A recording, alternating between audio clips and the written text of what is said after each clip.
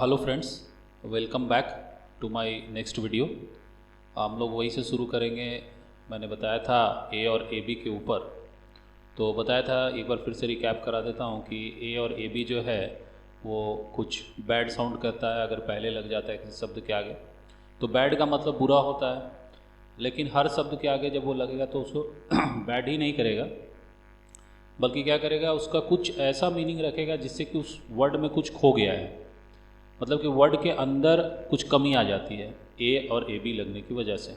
आप देख सकते हैं कि पिछले इसमें मैंने लिखा है अबैंडन, एब्डिकेट और एब्जियोर, तीन शब्दों को लिखा। अब मैं अर्थ बताऊंगा उसका। अगर अबैंडन की बात करें तो अबैंडन वर्ब है, सबसे पहले इसको देख लेंगे, वर्ब के रूप में पहले से देखेंगे। तो अबैंडन जो है वो उसका मतलब होता है किसी चीज़ को छोड़ देना और किसी खास वजह से छोड़ देना। तो अबैंडन शब्द का उपयोग जब भी हम लोग करेंगे तो इस चीज़ की सावधानी बरतेंगे कि अबैंडन का मतलब होता है किसी चीज़ को छोड़ देना। आप मजबूरी भी कह सकते हैं कि अगर कोई मजबूरी आ गई तो हम किसी चीज़ को जब छोड़ते हैं तो उस चीज़ को अबैंडन कर देते हैं। ठीक है, जैसे एग्ज़ाम्पल आप ले सकते हैं कि कोई राजा है, उसके राज्य पे आक्रमण हुआ तो उसे अपना छोड़ना पड़ा राजपाट। तो हम लोग कह सकते हैं the king abandoned his kingdom due to the onset of an enemy attack, यानी कि राजा के ऊपर आक्रमण होने वाला था और राजा को अपना राज्य छोड़ना पड़ा। तो अबैंडन शब्द वहाँ पर परफेक्ट फिट हो जाता है।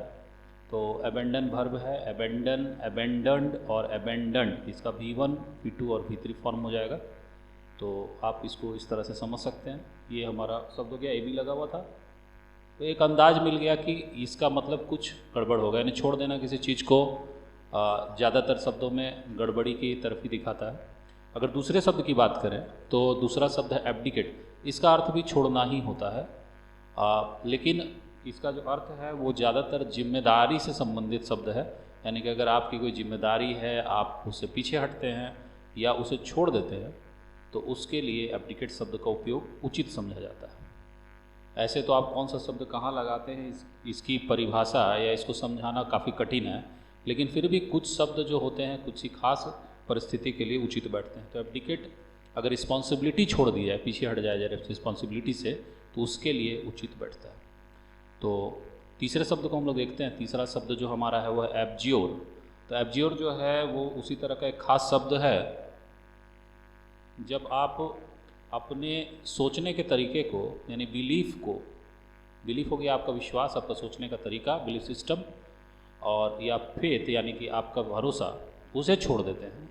तो उस छोड़ने के लिए आप लोग एब्जियोर शब्द का उपयोग करते हैं। तो तीनों शब्दों को हमने देखा है, अबैंडन, एब्डिकेट और एब्जियोर। तीनों में थोड़ा थोड़ा अंतर है।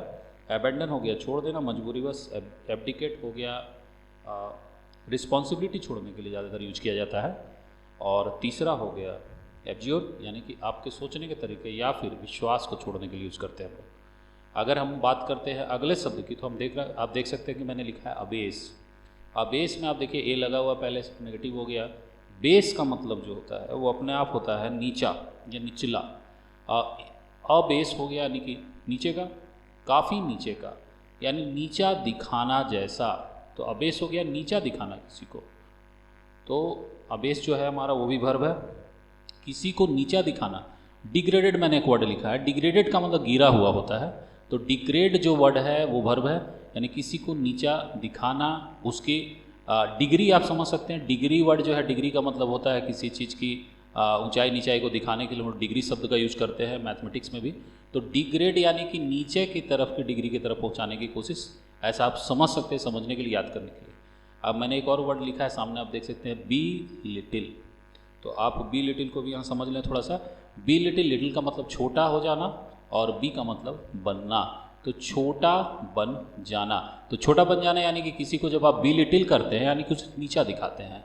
उसी तरह बी मीन का मतलब ये होता है कि किसी को नीचा समझना या समझाना, यानी कि आप किसी को जब नीचा दिखाएंगे तो आप उसे बी लिटिल करेंगे, डिग्रेड करेंगे, बी मीन करेंगे और अबिस तो करेंगे ही करेंगे। तो चारों शब्द जो है नीचा दिखाने के लिए है। हालांकि किसी को नीचा मत दिखाइए, नीचा दिखाना किसी को सही बात नहीं है, लेकिन सीखने के लिए ज़रूरी है हर शब्द को देखना। हम लोग अब अगले शब्द पे आते हैं। अगला शब्द जो हमारा है वो है एब्जेक्ट। एब्जेक्ट जो वर्ड है ये मैंने जो पाया कि काफ़ी, अगर तंगहाली की बात की जाए, या तंगहाली कहने का मतलब है कि काफ़ी निचली जो परिस्थिति है उसके लिए हम उपयोग करते हैं। बहुत बुरी परिस्थिति, आपको याद होगा मैंने एक वर्ड बताया था एबिस्मल, तो एबिस्मल जैसा ही शब्द है निचली परिस्थिति को दिखाने के लिए। जैसे कि काफ़ी तंगहाल गरीबी, ऐसी गरीबी जिसमें बहुत ज़्यादा दिक्कत हो जाए, ऐसी परिस्थितियाँ जिनमें आपका जीवन कठिन हो जाए, तो उनके लिए हम लोग ज़्यादा यूज़ करते हैं एब्जेक्ट शब्द का। तो एब्जेक्ट पोवर्टी, एब्जेक्ट कंडीशंस, और इसी प्रकार के जो भी नेगेटिव अगर आपको काफ़ी चीज़ें लगती हैं उनके लिए हम लोग एब्जेक्ट शब्द का यूज़ करेंगे। याद रखेंगे एब्जेक्ट जो है वो एडजेक्टिव है, तो नाउन के पहले लगा है। इसके बारे में हम लोग बात करेंगे। मैंने पहले ही बोला है कि कैसे क्या शब्द लगता है, उसके बारे में मैं वीडियो बनाऊंगा और आपको सही तरह से बताऊंगा। तो हम लोग देख रहे हैं, आप अगले शब्द पे हम लोग मूव करते हैं यहाँ से। तो हमारा जो अगला शब्द है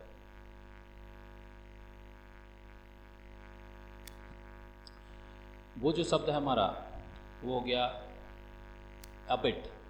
तो अबिट जो वर्ड है इसके आगे भी ए लगा हुआ है, तो नेगेटिव ही मीनिंग कुछ ना कुछ लिए हुए है अपने में। तो अबिट का मतलब होता है किसी को मदद करना किसी गलत काम को करने में। आप मदद तो बहुत तरह का होता है, कि अच्छे काम के लिए भी होता है और गलत काम के लिए भी होता है। जैसे बैंक लूटने कोई जा रहा है, कोई कहीं कोई गलत काम करने जा रहा है, उसमें उसको मदद की जाए, तो उस तरह की जो मदद होगी यानी हेल्प होगी उसे अबिट कहेंगे। तो to assist someone in wrongdoing मतलब गलत काम करने में, और इन अ क्राइम जानते हैं हम लोग, गुनाह। तो अबिट जो वर्ड है, अब कोई बोलेगा कि बैंक लूटने को जा रहा है, उसमें उसके साथी ने उसकी मदद की, हेल्प की उसके, तो हेल्प जो वर्ड है वो जनरल वर्ड है। जनरल का मतलब कि हर जगह यूज होता है, लेकिन more of a positive word है, यानी कि पॉजिटिव वर्ड है। अभी पॉजिटिव, नेगेटिव, न्यूट्रल 3 प्रकार के शब्द होते हैं, इस पर भी मैं बात करूंगा वीडियो में और बताऊंगा। फिलहाल इतना समझेंगे कि हेल्प जो है वो मेरा एक न्यूट्रल शब्द है, यानी कि पॉजिटिव नेगेटिव दोनों यूज हो सकता है, थोड़ा सा लेकिन पॉजिटिव की तरफ ज़्यादा वजन है उसका।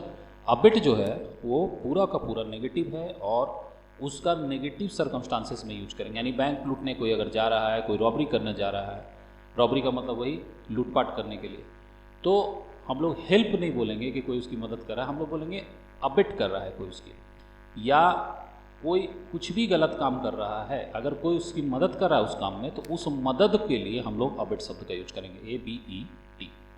हम लोग अगले वर्ड पे आते हैं। याद होगा आप लोगों को मैंने और भी शब्द लिखे थे, तो उसमें मैंने MAL के ऊपर भी बताया था। तो उसी तरह से एक और वर्ड है BEN, ऊपर मैंने लिखा है बेनीवोलेंट, उसमें BEN को देखेंगे तो बेन जो है उसका अर्थ होता है अच्छा, गुड, और बेनीवोलेंट से कुछ बनता है तो होता है बढ़िया, यानी जेनरस वर्ड जो है उसका मतलब होता है खुले दिल से कुछ करने वाला, खुले दान करने वाला, ऐसा समझ सकते हैं, या किसी चीज़ में भी खुले दिल से आगे बढ़ने वाला, काइंड, दयालु को बोलते हैं। तो बेनीवोलेंट जो वर्ड है वो one who is willing to give wholeheartedly, यानी कि कोई भी आदमी अगर कुछ भी खुले दिल से कर रहा है कोई किसी काम को भी, तो हम लोग कह सकते हैं कि वो इंसान जो है वो जेनरस है। होल हार्टेडली को मैं समझा रहा हूँ, होल का मतलब होता है पूरा, पूरा का पूरा, WHOLE, होल मतलब पूरा, और हार्टेडली मतलब विथ हार्ट, यानी कि दिल से। तो पूरा दिल जिस चीज़ में लगा हुआ है उस चीज़ को होल हार्टेडली हम लोग कहेंगे। तो जेनरस आदमी ऐसा ही होता है, काइंड आदमी ऐसा ही होता है कि वह अपने पूरे दिल से किसी की मदद करता है और उससे लोगों को फ़ायदा मिलता है। तो कैसा होगा जो काइंड आदमी होगा, अगर बहुत काइंड हो जाता है, बहुत ज़्यादा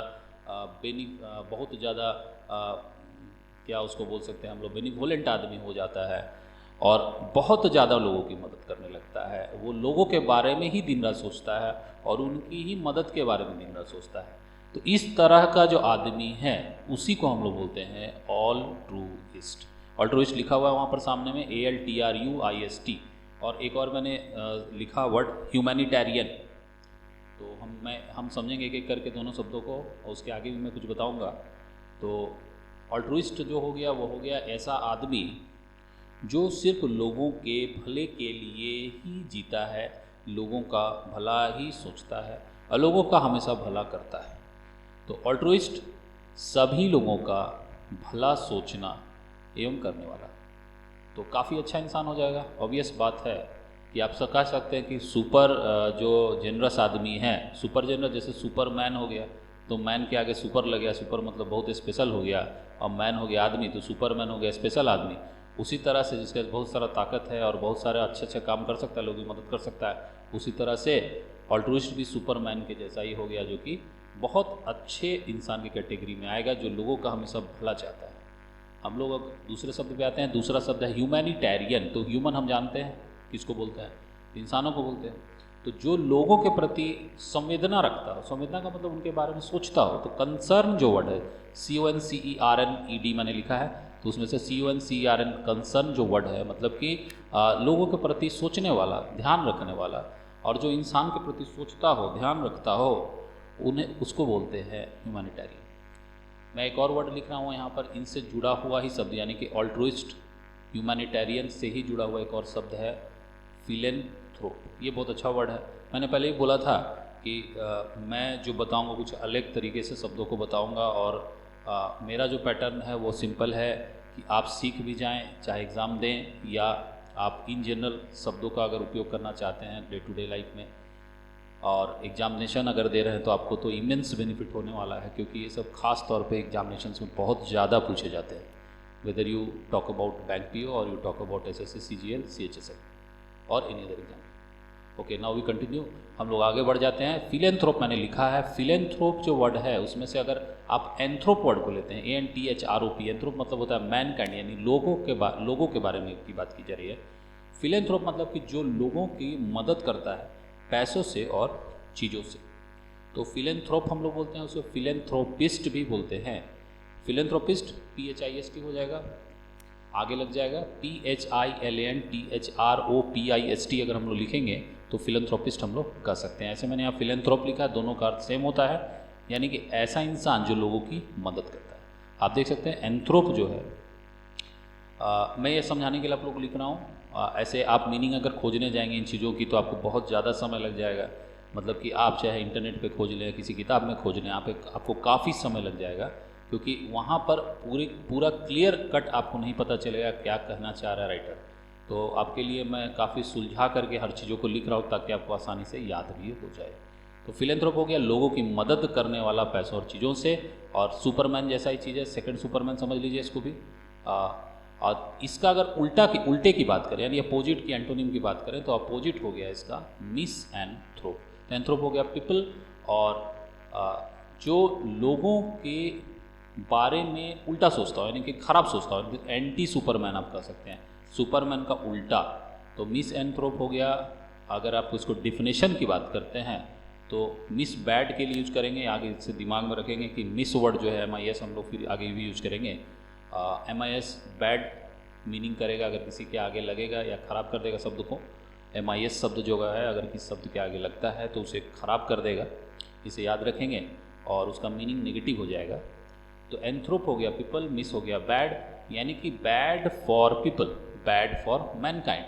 और ऐसा हम लोग अगर इसका अगर डिफिनेशन समझेंगे तो वन हु हेट्स मैनकाइंड, जो लोगों का बुरा सोचता हो।